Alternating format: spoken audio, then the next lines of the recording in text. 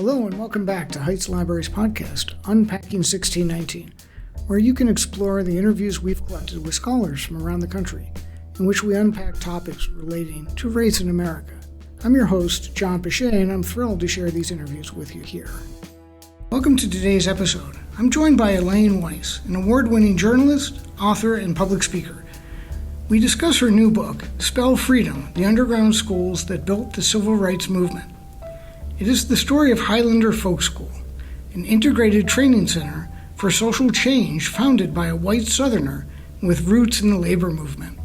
The school became a focal point for inspiring Rosa Parks, Pete Seeger, and Septima Clark, an unsung hero and tireless teacher of the civil rights movement.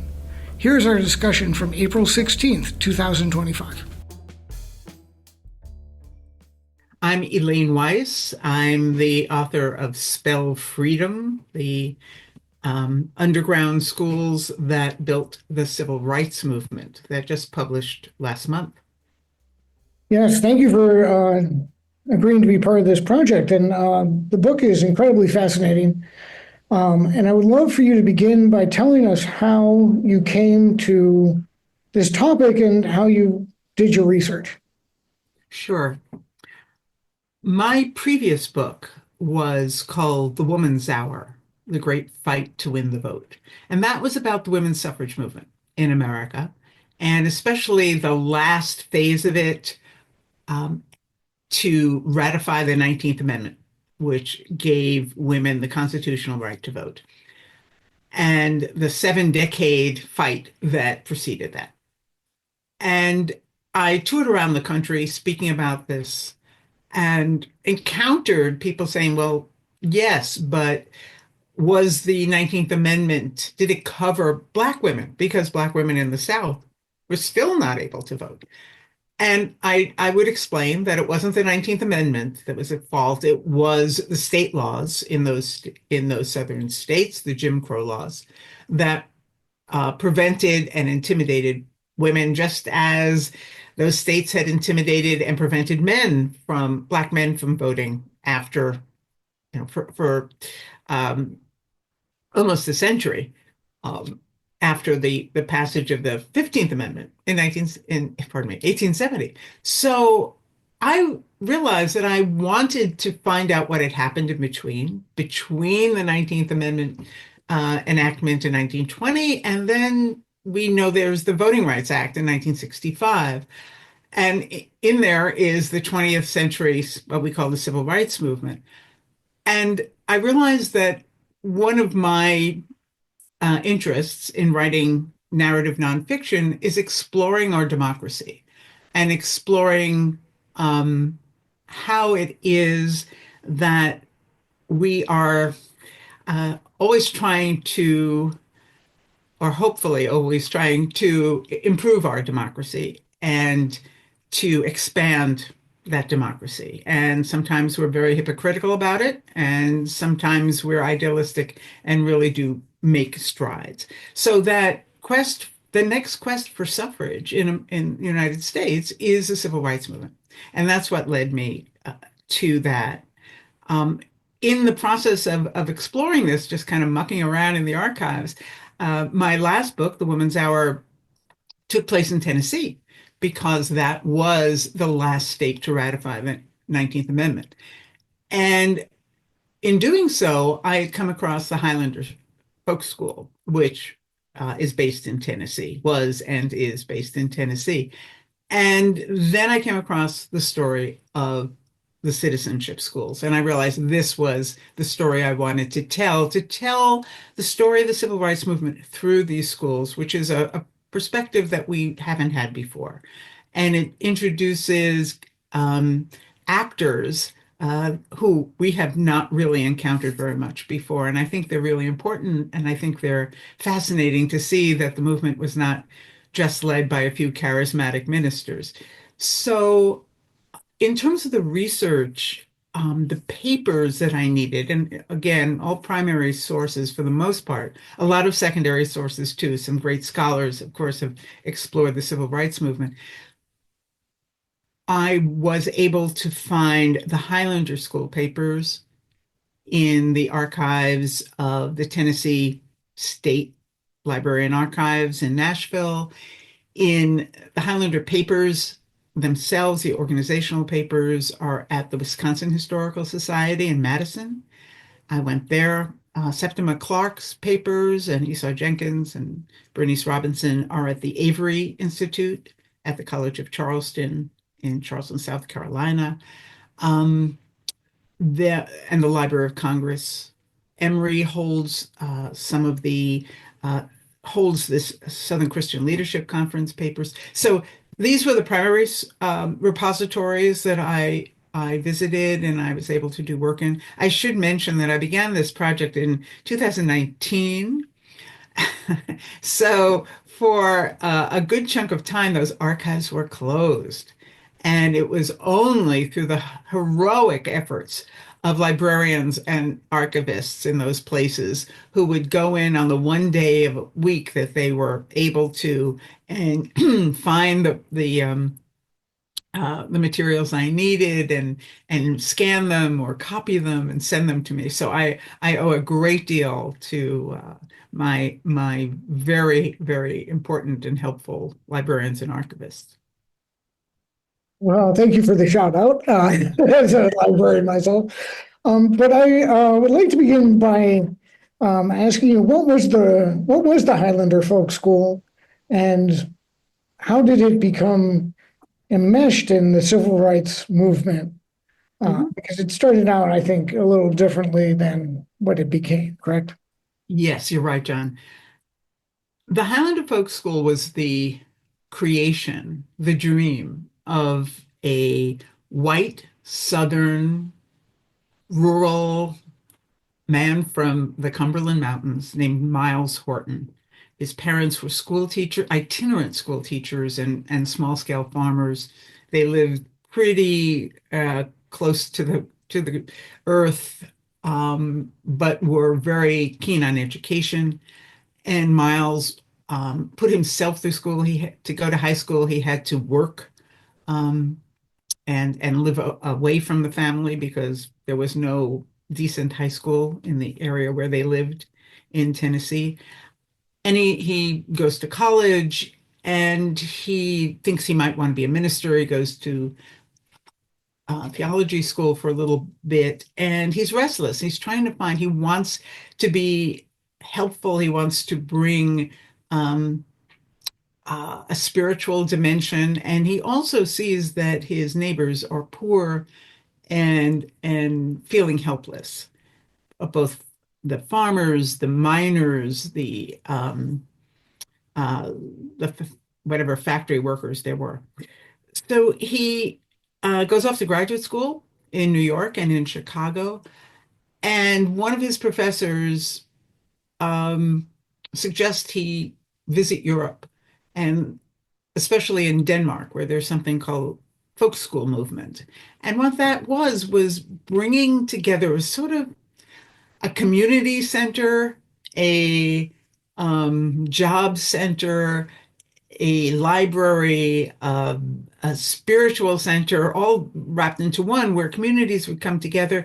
They'd learn about their own culture. They'd sing their own folk songs. They'd read folk tales that come out of that region, and they discuss the problems of their towns and villages. And they'd come up by debate and argument and uh, revelation. They would come up with an idea of what could help it, and the answers came from them. They weren't imposed. Let's do this. Let's try this.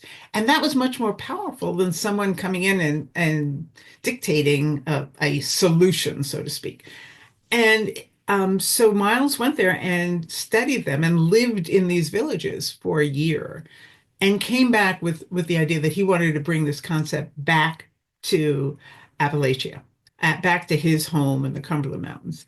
And he did. He had he got some friends together. They convinced a retiring college professor to loan her farmhouse, and they began what they called the Highlander Folk School in America. And this became a place where local people, again, in that model came and discussed their problems. But what Miles did was also begin to get very involved. He opens it in 1932, Depths of the Depression. And everyone is very scared and feeling very helpless and are, of course, financially very strapped. And so he works with the workers, and it Highlander becomes a center for labor organizing. It becomes actually a teaching facility, an educational facility for the Congress of Industrial Organizations.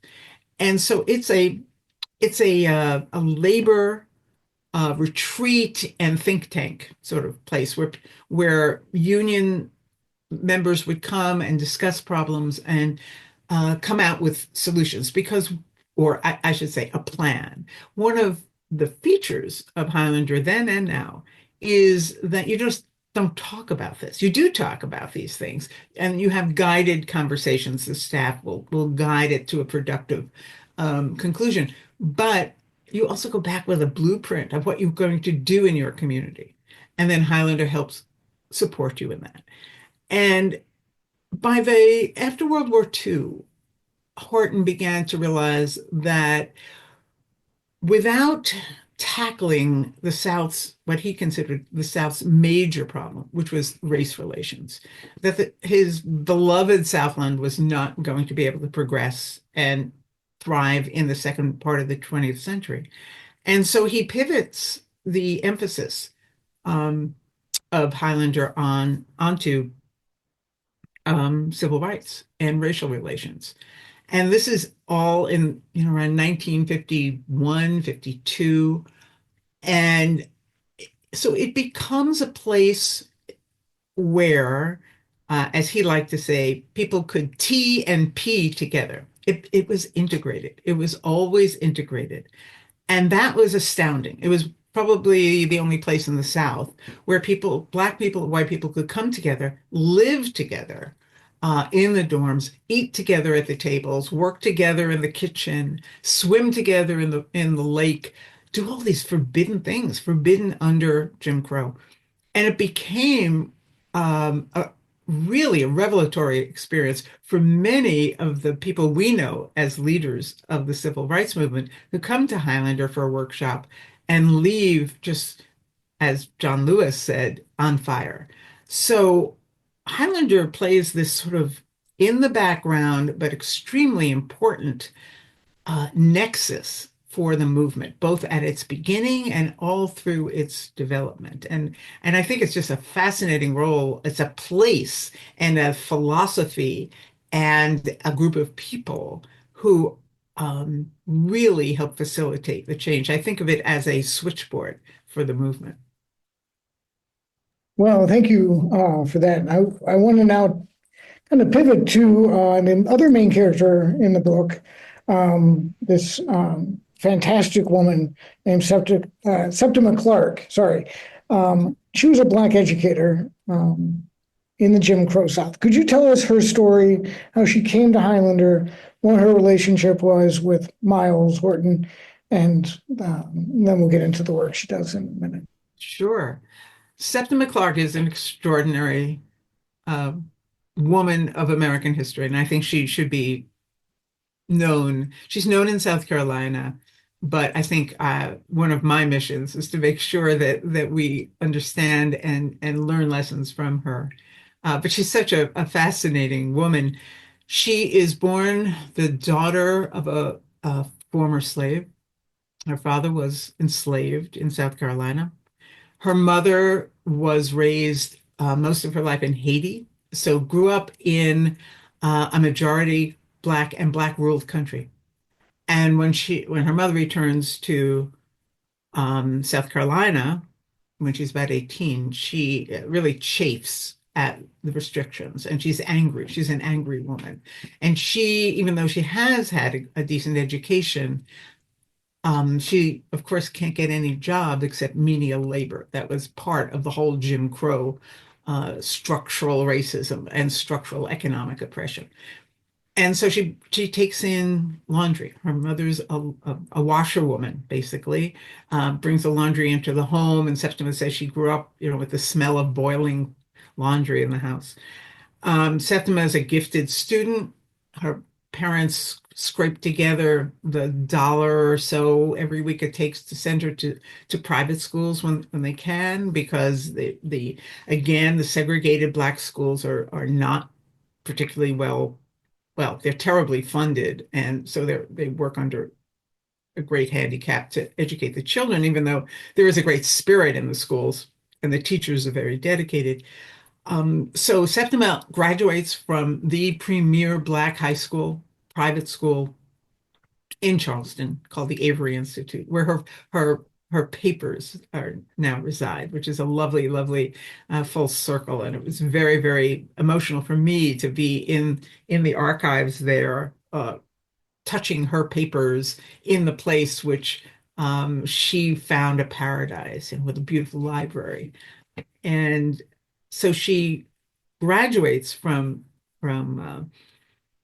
Avery Institute and was clearly college material.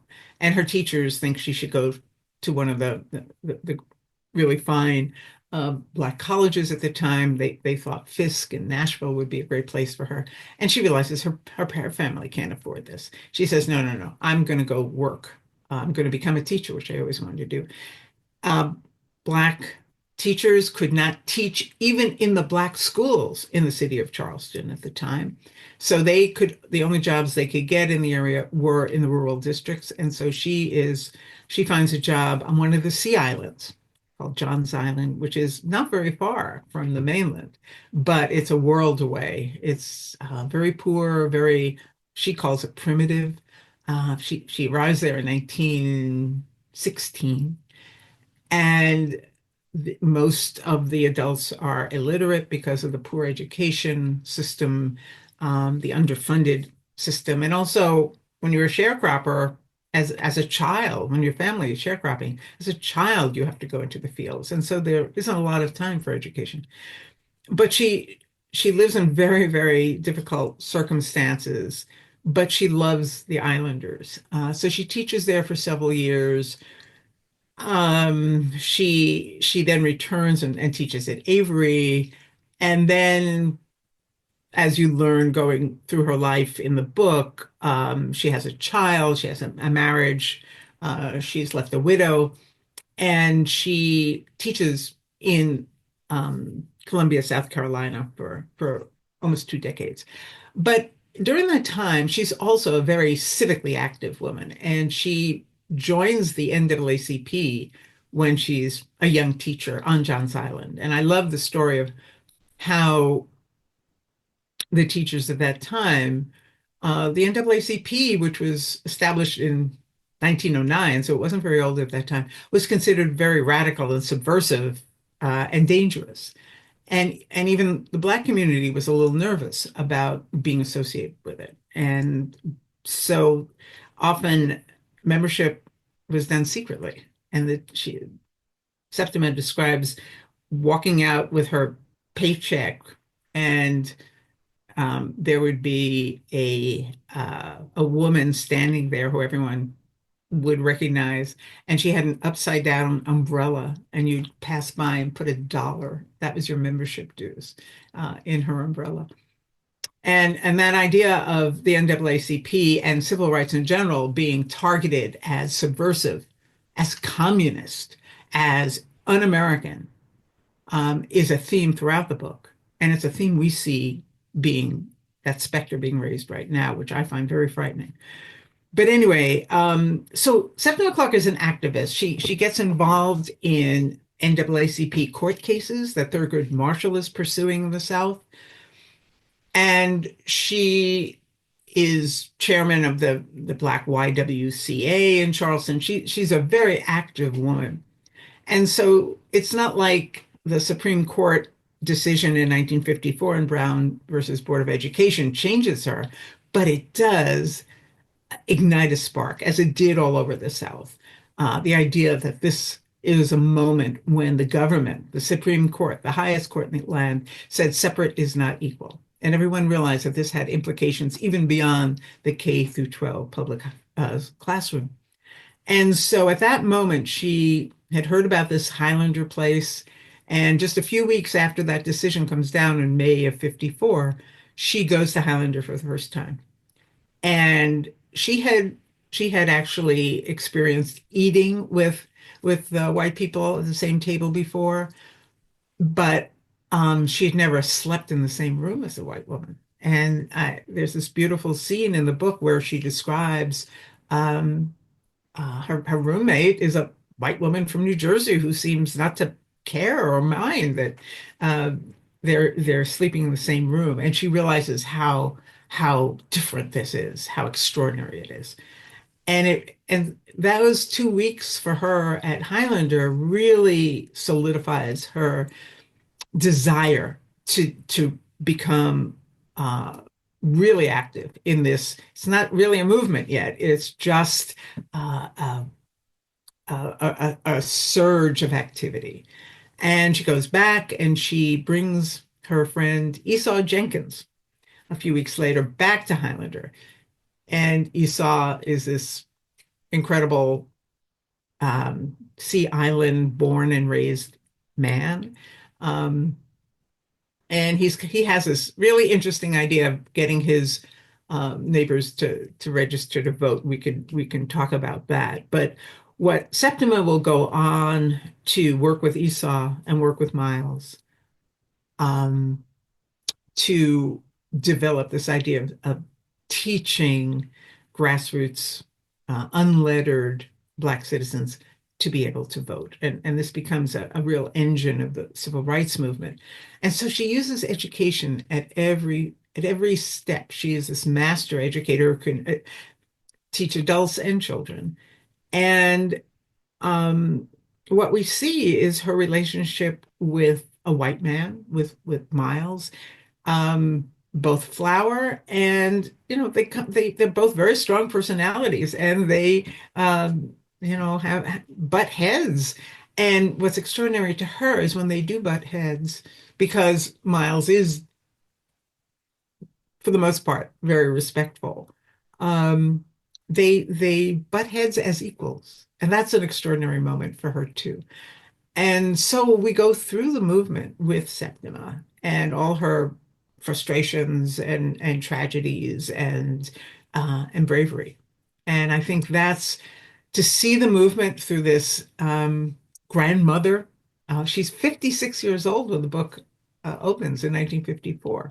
And so we don't see, a fiery student who basically hasn't lived yet. We see a mature woman um, finding a role, creating a role for herself in this uh, emerging movement. Remember, this is a couple of years before the Montgomery boycott. Right. And think, yeah, and I want to put the school in the context of the civil rights movement because their mission kind of changes and their activism is fundamental to almost every step of the civil rights progression, the movement's progression. So John Lewis is there, Rosa Parks is there. Can you talk about how the Highlander environment, aside from the integration, kind of fired these people up? Yeah. That was something that I found so fascinating in the research, mostly from memoirs on this. John Lewis wrote a beautiful memoir, which I highly recommend, called Walking with the Wind. Rosa Parks wrote a memoir too called My Story. There's also a very fine book about her life and activism by Professor Jean Thayer Harris called The Rebellious Life of Mrs. Rosa Parks. And she talks about Highlander a great deal. And so in 1955, the summer of 1955, which is the first year that Septima Clark is teaching, she's now become a teacher during the summer at Highlander. A 44-year-old activist, NAACP officer from Montgomery, Alabama comes. She's a seamstress. She's been in the movement for years. She and her husband are sort of the hub of the movement in Montgomery, but she's very frustrated. She's very depressed that there's been very little progress. And her friends urge her to go to Highlander, that maybe she'll get a little bit of inspiration, a little, a little bit of hope. She's very nervous when she comes to Highlander on the bus. She's Highlander is based at that time about 50 miles outside of Chattanooga in southern Tennessee. And it's perched on a plateau above a sundown town, a place where Black people were not allowed to be on the streets or the roads after sundown. So it's not a very hospitable place, though when you get to Highlander, it's a very hospitable place. But she was very nervous. Again, it's an integrated workshop that she's attending. There are Black people and white people, and she's very afraid to talk among white people. She knows the kind of violence that could be meted out. And so she actually won't speak in the workshops. She takes notes. She's clearly very, very alert and listening, but she refuses to speak. And Septima Clark goes to her dorm room and tries to draw her out and make her feel comfortable and tell her, the white people are not going to report on her in Montgomery, don't worry. Um, and she finally gets her to begin speaking a bit. And then Mrs. Parks begins to enjoy her time there. And she has this lovely little vignette where she says, I really loved waking up in the morning and smelling the eggs and bacon and coffee in the kitchen and knowing that it was white people who were making the eggs for me. And because everyone took turns. So it was those moments. It was that kind of, for the first time, Rosa Parks writes in her memoirs, first time I she could see a world that was integrated, where people could live and talk honestly together. And this really, really inspires her. She's still frightened. She's frightened to go back home. She asked Septima Clark to accompany her on the bus ride, and Septima Clark does. And they keep in touch. And about this is in June and July of 1955. And in December, Rosa Parks refuses to give up her seat on the bus. And she gives Highlander full credit for strengthening her, for giving her a vision of what could be, and also a sense of, I'm not going to take this anymore. And that is her motivation. And she is devoted to Highlander from then on, and comes back frequently, um, gives reports and talks, and attends important meetings. And so Highlander, again, important part of her. This didn't make her into an activist. She was already, but it gave her a sense of agency and confidence. Likewise, I believe it's in the summer, it's in the fall of 58, 1958 or 59, maybe 59. I'm not remembering exactly. A young seminarian, 19 years old, at American Baptist College in Nashville, comes up with a group of students who he's been studying with every week in Nashville, studying nonviolent civil disobedience with Reverend James Lawson, who was a doctoral student at Vanderbilt Divinity School. And Dr. Lawson brings this group of students up, and they go to Highlander for a weekend, where Miles Horton really challenges them and wants them to articulate what they're after. What is it that they want? What are they demanding? And John Lewis, again, very much like Rosa Parks and Septima Clark before that, sees this integrated world. And he had never eaten a meal with white people at the table before. And he's just blown away. And he's blown away by Miles Horton really challenging, uh, saying he's an ally, but also saying, well, why do you want to eat with me? Tell me why. This sort of Socratic method of probing and not letting them just spout philosophical ideas. But John Lewis is most impressed with Septima Clark on that first weekend. This 19-year-old student who sees in her the idea that she wants to work with the poor. She wants to work with the kind of families um, that John Lewis grew up in Troy, Alabama. And he sees in her the real power that a movement could have. And he's, very, again, attached, very much supporter of Highlander and Septima Clark from then on. But what we see in this, um, the young sit-in students, John Lewis would be among those in Nashville who joined the sit-in movement in early 1960. They come to Highlander to join with other students who have joined this movement, which just ran like wildfire through the South in that winter and spring, and they begin talking about forming an organization, which becomes the Student Nonviolent Coordinating Committee, and especially Miles Horton is very involved in that for pretty much all its lifetime.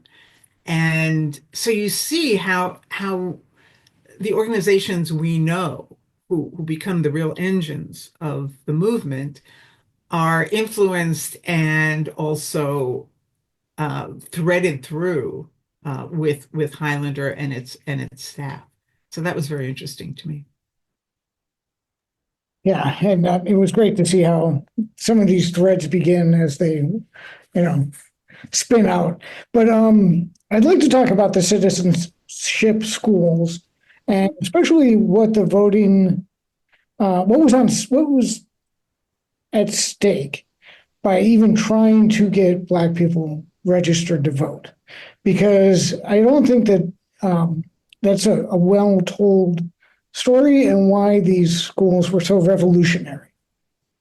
John, you've hit upon, I think, the real core of the book, which is I was startled and pained to learn what it took, the risks that it entailed to even attempt to register. So I'll explain that first, and then we can go on to see how the citizenship schools tried to remedy this. So in the Jim Crow South, there were many, many state laws and customs that made voting uh, dangerous and almost impossible for Black citizens. Now, this was most true in the rural districts, but it was also true to some extent in the cities. There are stories about college professors who were denied the ability to vote. Again, the vote is power, and the vote is uh, participation in your government.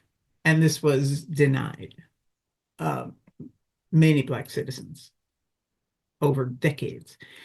So if you attempted, let's say you attempt to register to vote, you had to pass a literacy test. There was also a poll tax in many states, which was not insignificant. And often they would say, well, you have to pay a poll tax, since you were 18 years old, you weren't allowed to vote, but you still have to make up. And this was a big money for a sharecropper. So sometimes that was totally prohibitive. But if you got through that, you had to pass a literacy test. And these were not ordinary just literacy tests. They were designed to disenfranchise people.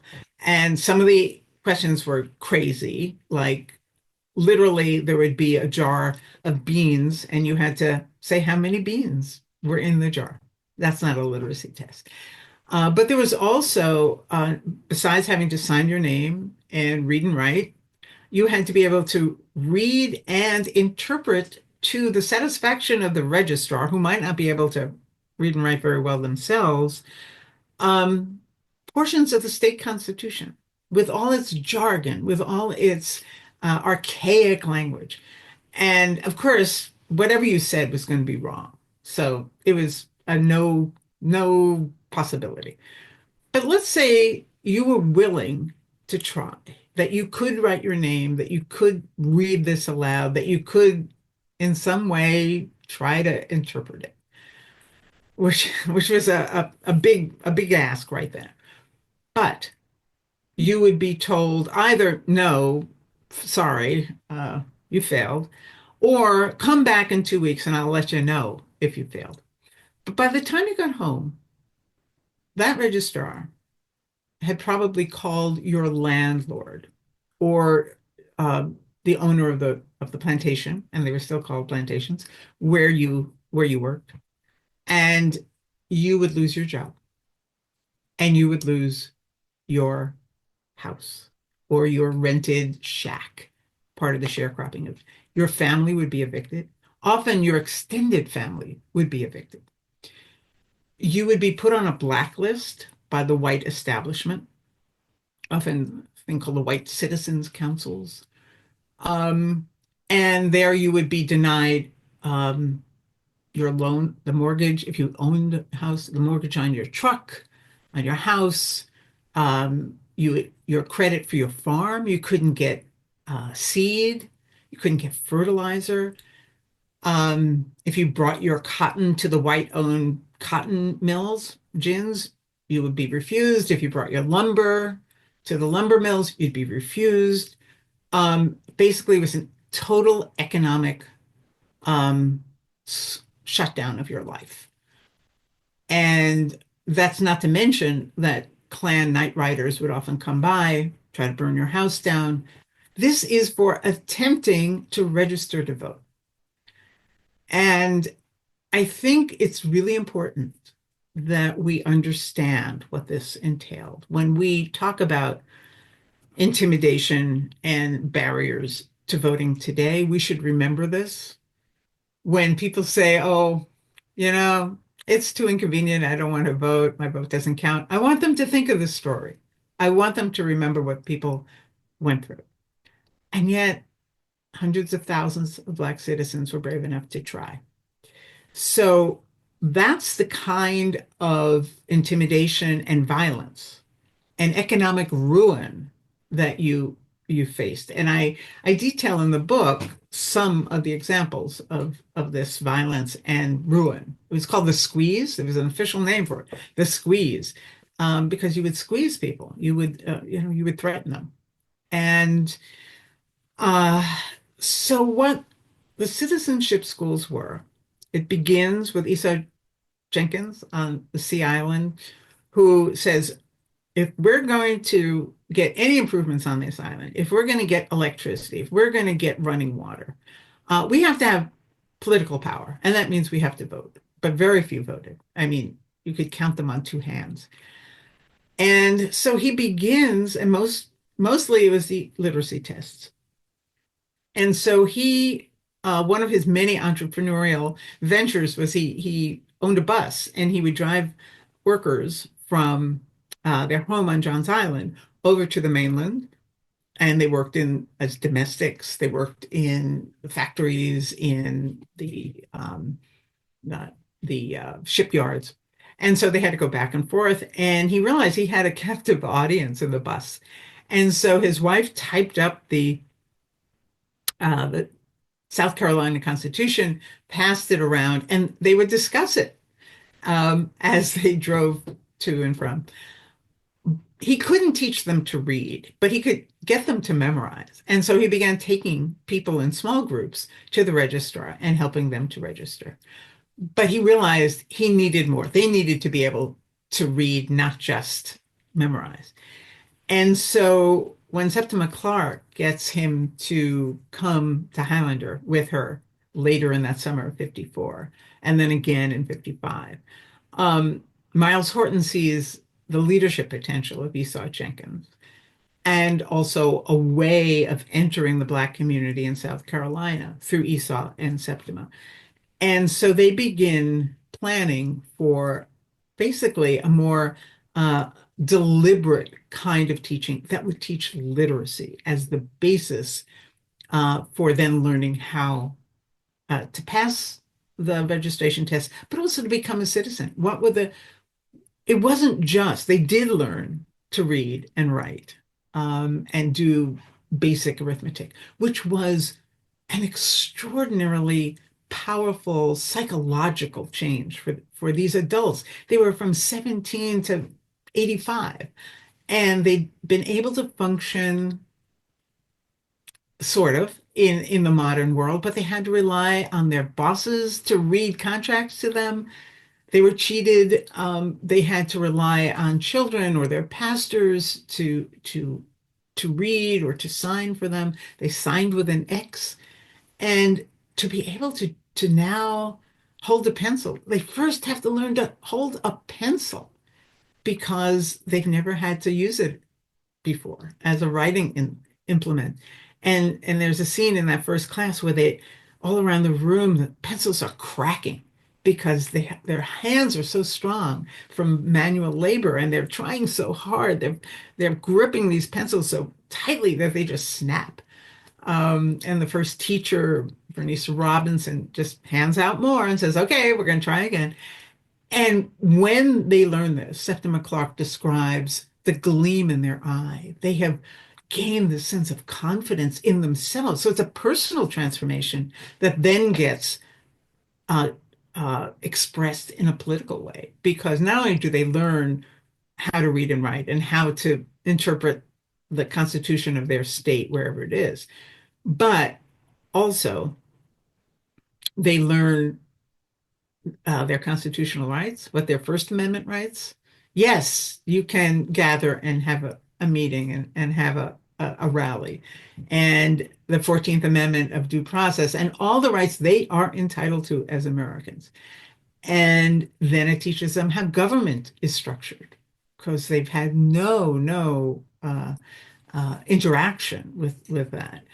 And then who to go to when you want to complain, and how does a bill in the city council get passed? So they learn how to act as citizens, and that's very powerful too. And then they learn how to organize, and that becomes the basis, the grassroots basis for the movement. But the idea of using education as the tool, both for personal and political liberation, is what the citizenship schools both were designed to do and accomplished. Yes, and I want to talk a little bit more about the white violence, because I don't think it is completely, it's very hard to understate the terror and violence and the environment that the South was and created for African Americans since the end of Reconstruction. So could you talk about how, especially after Board, or Brown v. Board, that white people pushed back? Yeah. And there was a real, it kind of explodes nationally with the march across the bridge in Selma, but before that, it had been terror on a personal level that is really hard to overstate, as I said. So Yeah, no, it's both shocking and heartbreaking. And some of this, of course, has been written about and reported, but some I think hasn't, or hasn't been widely discussed. But the sort of things that happened if you tried to vote, if you tried to organize, if you even had a meeting, if a group of teachers got together. And by the way, Septima Clark loses her job as a teacher. She's at that point, this is 1956. And again, this is in the backlash against the Brown decision, because the white establishment in the South realizes this is a threat to their, as they call it, Southern way of life, which meant white supremacy and white domination. And they organize at every level, from Congress, where 101 Southern senators and congressmen signed something called the Southern Manifesto, which basically says we're not listening to the Supreme Court decision and we will reject it at every level. Constitutional crisis there. Then it comes down to the mayors and governors of the states, who each state had what they called basically a segregation protection agency. And these were taxpayer um, funded agencies that were given, depending on the state, investigatory powers, uh, police powers, um, often uh, pumped out propaganda, and worked with police chiefs and with other attorney generals around the South to suppress dissent and suppress the movement and to intimidate and threaten leaders. Part of this is in many states, the NAACP, which had brought the Brown decision, brought so many of the legal challenges to Jim Crow, which proliferate in the 1940s and 50s. They outlaw the NAACP. And again, we see some dangerous signs of that happening again today. They say it's communist, it's subversive, it's un-American, and they think that if they can, silence the NAACP, it'll all be over. And so South Carolina passes a law saying that there can be no state worker or municipal worker, no public servant can belong to the NAACP. And this is illegal, but again, it will take a long time for that challenge to that law to go through the courts. In the meantime, thousands of teachers are either let go, fired, or decide they will have to renounce their membership in the NAACP because they were supporting their families. It was an impossible situation. And Septima Clark says, no, I am not going to renounce my membership. I am going to fight this. And she loses her job. She's been teaching for 40 years, and she loses her pension, which becomes a financial burden for her for the rest of her life. But she is on principle. She is not going to do that. She tries to get others to stand with her, and they're too afraid at that point. This is 1956. And so that's just one small example of, again, thousands of teachers and other public servants who are forced to make a decision on that. But let's say you go to a meeting, that Dr. King comes to your town, or your local leader, a citizenship school teacher, calls a meeting for voters. There'd be members. Oh, I should mention that after let me go back. After the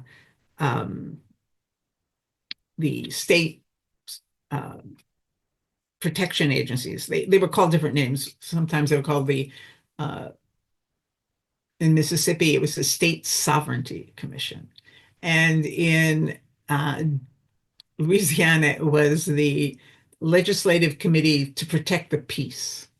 And, they all have these vaguely virtuous names. And what they do is they inform local sheriffs. They work with them, and they're in the parking lot taking down the license plate of your car.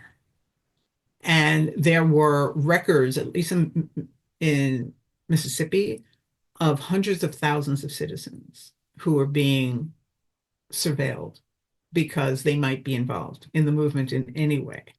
And those license plate numbers were sent to law enforcement, and you'd be harassed on the road, maybe run off the road in an attempt to harm you, or arrested and thrown in jail and beaten and fined.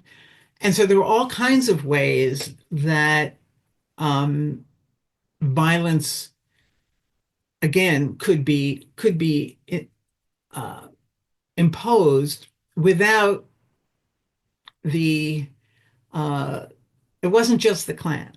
So, we think of the Klan, and the Klan did the dirty work. They did a lot of terrible, terrible, terrible violence against Black people, shooting up houses, burning houses with people in it, bombs. I mean, there's so many examples. But then there was a level above them, which was called the White Citizens Council. And this was, again, something that I didn't know very much about. But these were um, the leaders of your town or city. This was the mayor, your congressman, your state legislator, the governor. They all belonged to the white citizens councils of that area. And these were the sort of white backlash organizations. They had power. All the bankers, the lawyers, the doctors in town belonged to this. And so if you tried to vote or if you went to a meeting, you would be blackballed. Your name would be put on a list in City Hall for everyone to see, putting you at risk of violence. And then you would be targeted. Again, your loans pulled, your mortgage pulled, the pharmacist in town wouldn't fill the prescription for your sick baby. Often this broke up families because the breadwinner would have to go out of state to try to find work. So it was more insidious violence. It was economic and social violence. Again, many churches were bombed because churches became meeting places. So we see a level of violence that didn't sometimes make it into the newspapers at the time, especially the northern newspapers or the white-owned newspapers. They were in the black press. But we see that violence being uh, playing out in people's lives in a way that I think we should understand how insidious this violence could be. Yeah, well, thank you for that. And I think before we kind of wrap up what has happened to Highlander after the civil rights movement, I'd really like to kind of piggyback on what you were just talking about. One of the best parts of one of the things I liked the best learning was the power of the songs that came out of Highlander, and just how that was something that brought people together, not only at the school, but then as they were in prison, being tortured, sexually assaulted, beaten to a pulp by the Southern police forces after protesting or getting arrested at these protests, how these songs strengthened and emboldened and gave hope. So could you talk just a little bit about how, especially We Shall Overcome, because I think that's so iconic.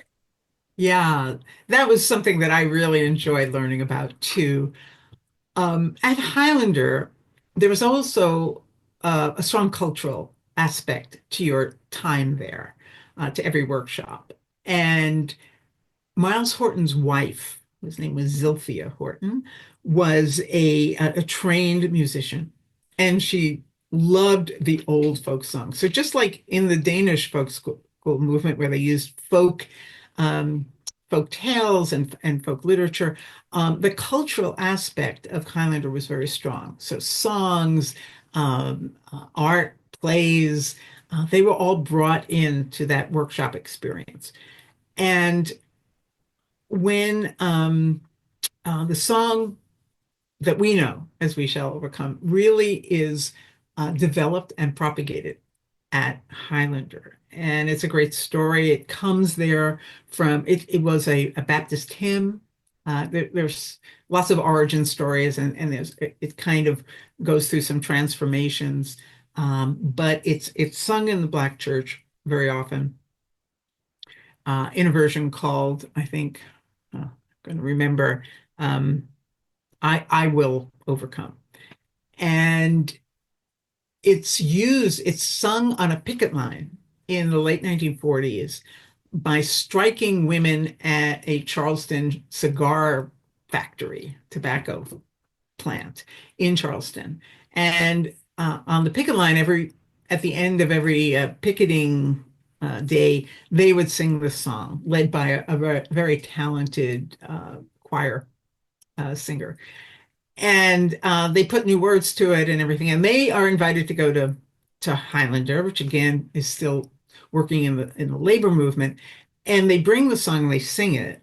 And Zilphia Horton realizes this song has real power, but it's really hard to sing, and the key that they were singing and the tempo. And so she fiddles with it. And her friend Pete Seeger comes to Highlander, which he often did. They were personal friends. The Also the musicologist Alan Lomax from the Library of Congress comes to Highlander because Zilphia goes out and collects all these wonderful songs that are sung in the churches, in the hollers, black and white folk songs, and she brings them to Highlander, and everyone sings. Every night there is singing at Highlander, and again, it gives a sense of unity and strength and coherence. And so that's just part of how Highlander works. And so Zilphia begins singing this song, and changes the words a little bit. Eventually becomes we will overcome. And then Pete Seeger takes it north and sings it in the coffee houses and publishes it in his little folk song publication. And he begins teaching it to others. And when the first, um, uh, civil rights oriented workshops begin at Highlander, everyone learns the song and sings it. Pardon me, I'm just going to. And then when the young students who become the Student Nonviolent Coordinating Committee come to Highlander, they learn the song. By this time, Zilphia has died tragically, and a young white folk singer becomes staff folk singer named Guy Carawan, and he begins singing it at the first meetings of the movement for the sit-in students in Nashville. He then takes it to the first sort of founding meeting of SNCC. He then sings it at demonstrations, and everyone who comes to Highlander learns it. And then it's taught in the citizenship schools. And so people all around the South are learning this. And it becomes the anthem. First, it was just the anthem at Highlander, and then it becomes the anthem of the entire movement. And people take it on, and like in Albany, Georgia, there's a movement, and young students, including Bernice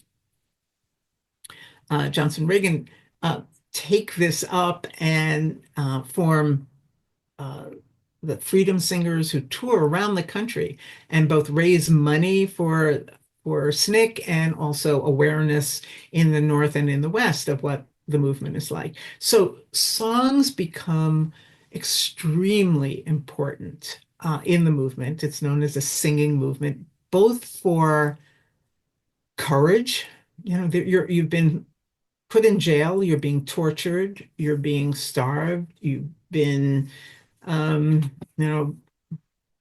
60 days of hard labor in the infamous Parchman Penitentiary in Mississippi, or wherever you're put.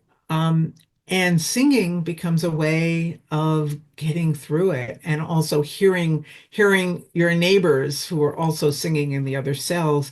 And there's a very poignant moment when Septima Clark is arrested and put in jail, and she is singing a different song at that point. She's singing Michael, Row Your Boat Ashore, and it kind of calms the others and it gets her through the night. So the power of song as a unifying and as a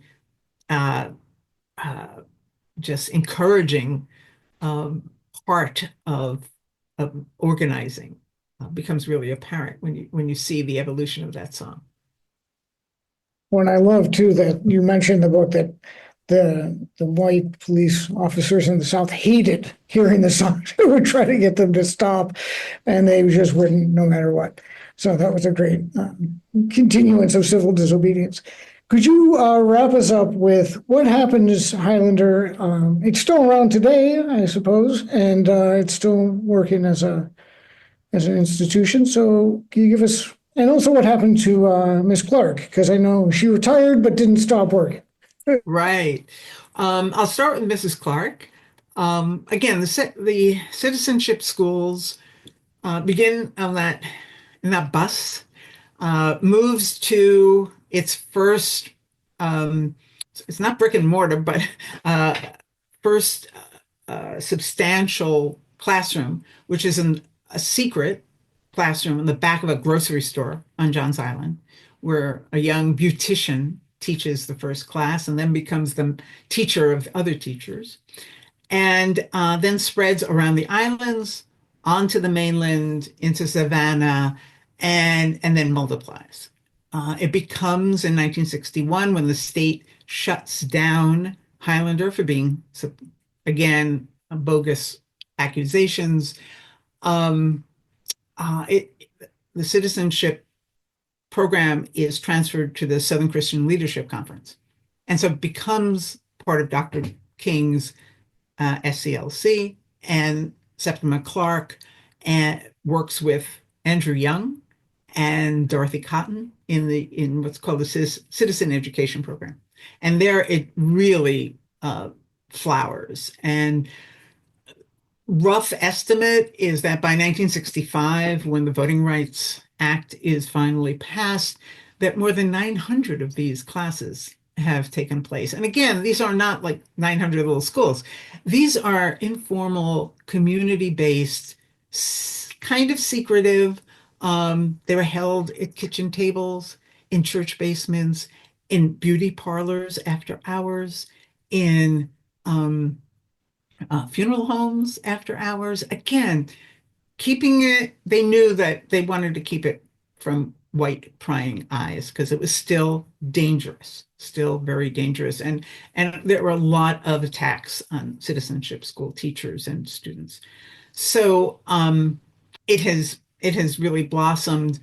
It comes to an end in 1970, and Mrs. Clark retires. She is in her early 70s at that point, and she goes home to Charleston, and she just takes up more civic activities, doesn't stop.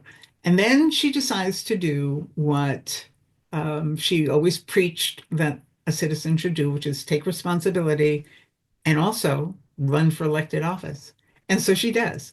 She runs for school board of Charleston County, which includes the islands and the city. She representing Charleston City.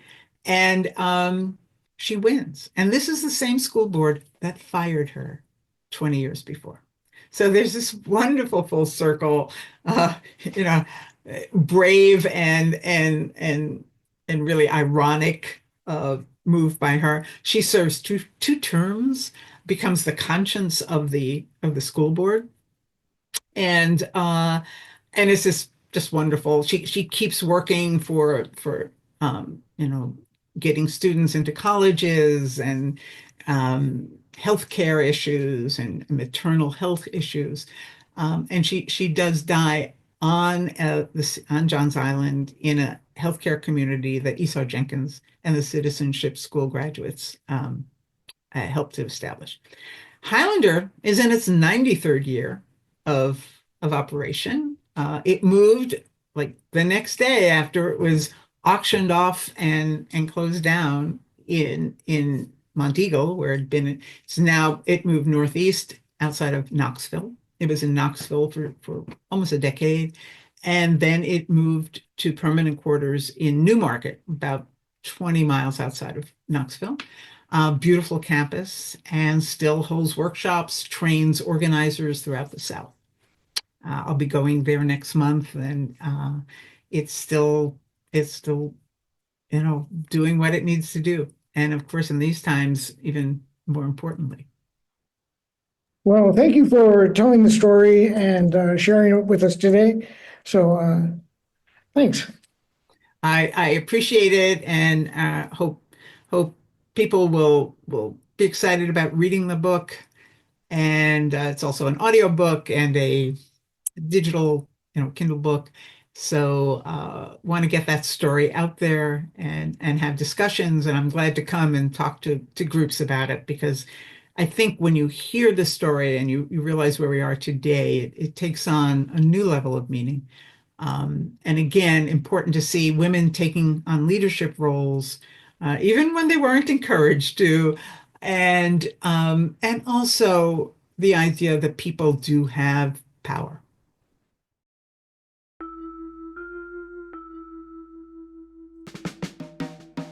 Thanks for listening to the Unpacking 1619. For more information on Heights Library's 1619 Project discussion group, or to check out more interviews with scholars, please visit heightslibrary.org. See you next episode, wherever you listen to podcasts.